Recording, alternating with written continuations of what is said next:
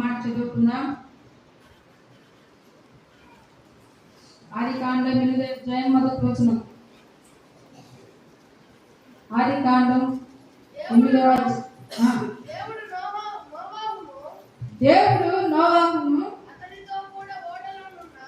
అతనితో కూడా ఉన్న వాడలో ఉన్న సమస్త జంతువులను సమస్త పశువులను ఆమేన్.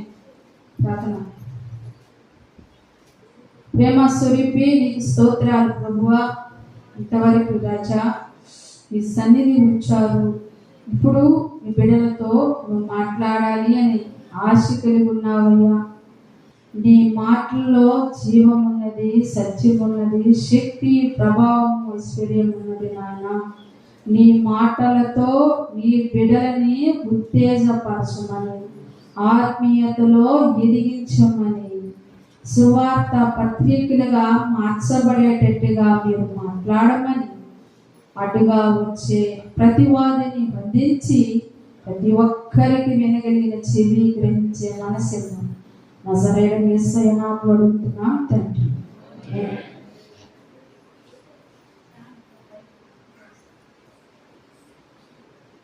హల్లెలూయా. చెప్పండి పడదామా?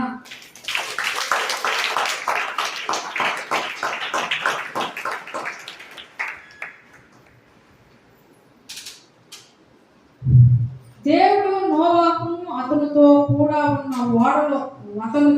కూడా ఓడలో ఉన్న సమస్త జంతువులను సమస్త పశువులను జ్ఞాపకము చేసుకుని ఎవరు చేసుకున్నారు జ్ఞాపకము? ఎవరు చేసుకున్నారు జ్ఞాపకం? దేవుడు జ్ఞాపకం చేసుకున్నాడు. ఎందుకు జ్ఞాపకం చేసుకున్నాడు? అసలు ఆయన జ్ఞాపకం చేసుకోవాలంటే ఆయన్ని జ్ఞాపకం చేసుకోవాలంటే ఆయన మనలాంటి మనిషి. ఆయన జ్ఞాపకం చేసుకోవాలి. 6వ అధ్యాయము ఆదికాండం 6వ అధ్యాయం 8వ వచనం 9వ వచనం చదవండి. అయితే నోవాహు యెహోవా దృష్టి యందు కృప పొందిన వాడాయను. నోవాహు నీతిపరుడు. తన తరములో నిందారహితుడై ఉండేను. చాలు. నోవాహు అనే అర్థము కింద రాసిన చూడు, 1 రాసిన చూడు. నోవాహు అనగా నెమ్మది. నోవాహు అనగా నెమ్మది. నోవాహు అనగా అందరు స్టడీ కూర్చోండి, అందరు బాక్స్ చుట్టి కూర్చోండి, అందరు వారిపోయినారు. నోవాహు అంటే ఏంటంట? నోవాహు అంటే నెమ్మది, విశ్రాంతత, ఓర్పు, సహనము కలిగిన వాడు నోవాహు. నోవాహు దేవుని దృష్టిలో ఎట్లున్నాడంట? కృప పొందిన వ్యక్తిగా ఉన్నాడంట. ఎట్లున్నాడు? కృప పొందిన వ్యక్తి. కృప అనే పదము మన నోవాహు నుంచే ప్రారంభం. కృప నోవాహు నుండే ప్రారంభమైంది. ఈ కృప పొందిన వ్యక్తిగా నోవాహు ఉన్నాడు. ఆ రోజులలో పరిశుద్ధత లేకుండా పాపము ఇముడిపోయి ఉంటే మునిగి భయంకరంగా తల్లి పిల్లలు అన్న చెల్లి అని లేకుండా ఉండే స్థితిలో నోవాహు మాత్రమే దేవుని దృష్టికి ఎట్టున్నాడు? కృప పొందిన వ్యక్తిగా ఉన్నాడు. అంత మాత్రమే కాదు, నోవాహు ఎవరంట? ఒకటి నీతిమంతుడు, ఇంకొకటి నిందారహితుడు. నీతిమంతులు వేరు, నిందారహితులు వేరు. అంటే నింద అనేది లేకుండా, అంటే ఒక చెడ్డ గుణం కూడా లేకుండా ఉండే వ్యక్తిని నిందారహితుడు అంటారు. కాబట్టి దేవుని దృష్టికి నోవాహు కృప పొందిన వ్యక్తిగా ఉన్నాడు. నోవాహు దేవుని దృష్టికి ఎట్టున్నాడు? చెప్పండి. నోవాహు దేవుని దృష్టికి కృప పొందిన వ్యక్తిగా ఉన్నాడు. మరి మీరు కూడా నోవాహు వలె కృప పొందిన వ్యక్తులుగా ఉన్నారా లేదా? కృప నాకెందుకయ్యా, డబ్బుంటే చాలయ్యా. కృప నాకెందుకయ్యా, డబ్బులుంటే చాలు, ఆస్తులు ఐశ్వర్యం ఉంటే చాలు అనుకుంటారు. అయితే కృపగా నువ్వు పొందుకుంటే గొప్ప దానిని నువ్వు పొందుకున్న దాంతో సమానము. మరి ఈ బలిపీఠం మారిపోవాలని ప్రార్థన చేయండి. నాకు ఇబ్బందిగా ఉంది. 9వ అధ్యాయంలో మనం చూసినట్లయితే 9వ అధ్యాయం 8వ అధ్యాయం నోవాహు ఎక్కడున్నాడంటే ఆయన ఓడలో ఉన్నాడు. ఎక్కడున్నాడు ఆయన? ఓడలో ఉన్నాడు. నోవాహు ఏడున్నాడు? ఓడలో ఉన్నాడు. ఓడ ఏడుంది? సముద్రంలో ఉంది ఓడ. సముద్రంలో వాడింది. ఎక్కడుంది నాయనా? సముద్రంలో వాడింది. సమయం సందర్భం ఏంటి? 40 రోజులు కొండపోత వర్షం, 40 రాత్రింబవులు కొండపోత వర్షము కురుస్తూ ఉన్న సమయంలో సముద్రంలో ఓడలో నోవాహు. అదేవిధంగా ఆ నీళ్లు ప్రవాహము భయంకరంగా ఉన్నది. ఒక వారం రోజులు మనకు వాన పడితే మనకి పరిస్థితి తలకిందులైపోతుంది. అలాంటి 40 రోజులు మానక పడుతుంటే ఎంత భయంకరమైంది, ఎంత భయంకరమైంది. నోవాహు ఓడలో ఉన్నాడు. ఆ ఓడ ఎక్కడ ఉంది? ఆ ఓడ సముద్రంలో ప్రయాణం చేస్తుంది. సముద్రంలో ప్రయాణం చేస్తున్నప్పుడు ఆ ఓడకి కలిగినటువంటి ఆ అనుభవాలు మనం చూసినట్లయితే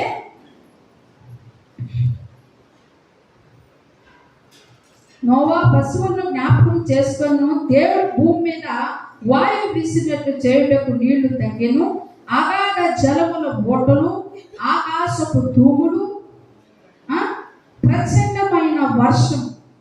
ఏంటంట? ప్రచండమైనటువంటి వర్షం అంట. 1 అగాధ జలముల బోటలు, 2 ఆకాశపు తూములు, 3 ప్రచండ వర్షములో చిక్కబడి ఉంది వాడ. అర్థమైందా? చిన్నపిల్లలు కనబడాలి. దేవునికి ఇస్తూ ఉంటాం. ఎక్కడ చెప్పండి 3 మాటలు చెప్పండి. అగాధ జలముల ఓటలో ఆకాశ తూములు, ప్రచండ వర్షము మధ్యలో మునిగి తేలాడుతూ ఉంది ఓడ. ఈ ఓడ దేవుని దృష్టిలో ఉన్నది. ఓడ ఎక్కడుంది? దేవుని దృష్టిలో ఉన్నది. ఓడ ఎక్కడుంది? దేవుని దృష్టిలో ఉంది. ఇప్పుడు ఈ 3 ప్రళయాలు వాడికి ప్రమాదానికి తెచ్చిపెట్టేవి సందర్భాలుగా ఉన్నాయి. అయితే నోవాహుని ఎవరు జ్ఞాపకం చేస్తున్నారు? దేవుడు జ్ఞాపకం చేస్తున్నారు. ఆయన జ్ఞాపకం చేసుకోకపోతే నోవాహు ఫ్యామిలీ ఏమవుతుంది? భూస్థాపన అయిపోతుంది. ఆయన జ్ఞాపకం చేసుకోకపోతే భూస్థాపన అయిపోతుంది. ఆయనతో కూడా తన కుటుంబం 8 మంది భూస్థాపన అవుతారు. పశువులు, జంతువులు అన్నీ కూడా భూస్థాపన అయిపోతాయి.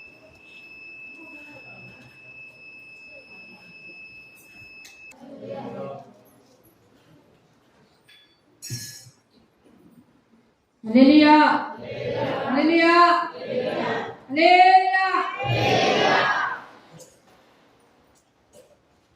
దేవుడు జ్ఞాపకం చేసుకోకపోతే నోవాహు ఏమవుతాడో? భూస్థాపన అయిపోతుంది. అన్ని భూస్థాపన అయిపోతుంది, సమస్తం శూన్యమైపోతుంది. అందుకని దేవుడు నోవాహుని జ్ఞాపకం చేస్తాడు. నోవాహుని దేవుడు జ్ఞాపకం చేసుకోవాలన్నా మనం జ్ఞాపకం చేసుకోవాలా? నాకు తెలియకున్నాడు. చెప్పండి దేవుడిని జ్ఞాపకం చేసుకోవాలా? నువ్వు దేవుడిని జ్ఞాపకం చేసుకోవాలి. చెప్పండి. సాల్మన్ రాజు గారు, దేవుడు మనల్ని జ్ఞాపకం చేసుకోవాలన్నా మనం దేవుడిని జ్ఞాపకం చేసుకోవాలన్నా? దేవుడు జ్ఞాపకం చేసుకోవాలా? మనం జ్ఞాపకం చేసుకోవాలి. చెప్పండి. అనుకునేవాళ్ళు ఎవరు జ్ఞాపకం చేసుకోవాలా? మనం జ్ఞాపకం చేసుకోవాలి దేవుడిని. మీరే చెప్పండి. చెప్పండి. దేవుడు జ్ఞాపకం చేసుకోవాలా, మనం జ్ఞాపకం చేసుకోవాలి. సరే, పురుషులు చెప్పండి. అందరూ ఒక్క స్వరత చెప్పండి, గట్టిగా వెనకాల చెప్పాలా అనా? మీరు చెప్పండి.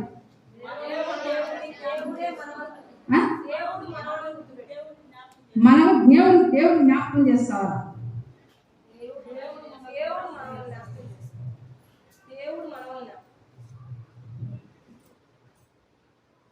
కరెక్ట్గా చెప్పండి, ఆన్సర్ కరెక్ట్గా చెప్పండి. ఇద్దరు ఒకేసారి చెప్పండి. చెప్పండి. దేవుడు మనల్ని ఆ జ్ఞాపకంలో ఉండాలంటే నీతి మంత్రుడిగా నిందారహితుడిగా ఉండాలి సార్. ఆయన ఊరికి జ్ఞాపకం చేసుకుంటాడా? జ్ఞాపకం చేసుకోడు. నోవాహు నీతిమంతుడు నిందారహితుడు ఉన్నాడు కాబట్టి జ్ఞాపకం చేసుకున్నాడు. నువ్వు నీతిగా నిజాయితీగా లేకుండా ఇష్టంగా నడుస్తున్నాను జ్ఞాపకం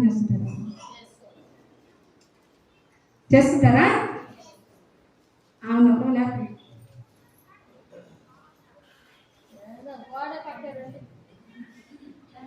నోవాహుని దేవుడు నిన్ను జ్ఞాపకం చేస్తాడు.